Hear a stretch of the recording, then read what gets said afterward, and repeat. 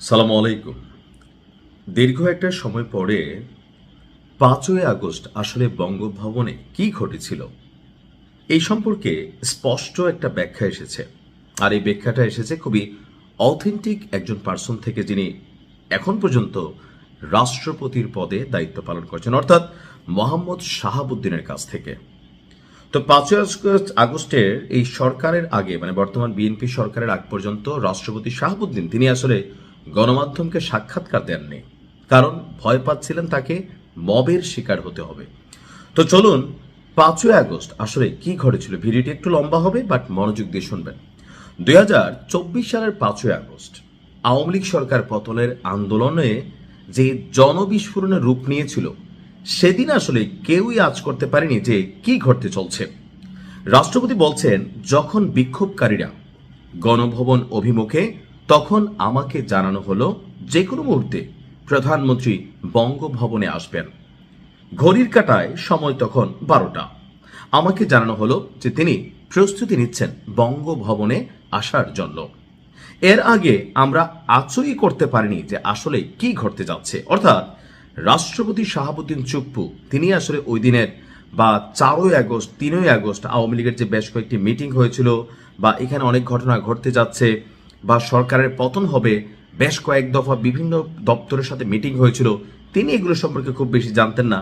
তার বক্তব্য হচ্ছে এটা, তিনি বলছেন যে উনি যখন এখানে আসবেন বলেছেন এবং হেলিকপ্টার রেডি, তখন আমরা ঘটনার ভয়াবহতা সম্পর্কে ধারণা করতে পারি।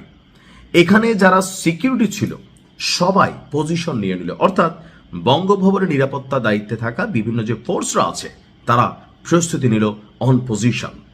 দুপুর 12:30টার দিকে আবার আমাকে ফোন আসলো আমার কাছে, জানানো হলো তিনি এখানে আসছেন না। যখন জেনেছি তখন আমরাও সতর্ক ছিলাম, বিভিন্ন মারফত কিছুটা খবরও পাচ্ছিলাম। এর কিছুক্ষণ পরই আমি শুনতে পেলাম যে উনি দেশ ছেড়েছেন।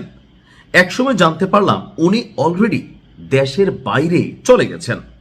সব মিলিয়ে 30 থেকে 40 মিনিটের মধ্যে সামগ্রিক ঘটনা প্রবাহে খুব দ্রুত পরিবর্তন দেখতে পাচ্ছিলাম। অর্থাৎ আমরা যখন শুনেছি শেখ হাসিনা পালিয়েছেন, এর অনেক আগেই তিনি আসলে চলে গেছেন, ইভেন ভারতে পৌঁছে গেছেন।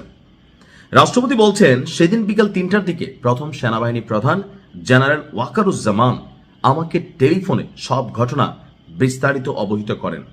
সশস্ত্র বিভাগ থেকে আমার কাছে ফোন আসে।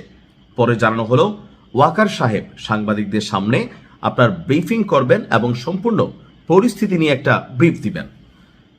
তো তিনি ব্রিফিং করলেন, আমরা টেলিভিশনে দেখলাম। উনি বললেন প্রধানমন্ত্রী দেশ ত্যাগ করেছেন। তো দেশবাসী আশ্বস্ত হলো যে তিনি অলরেডি দেশান্তরী হয়েছেন।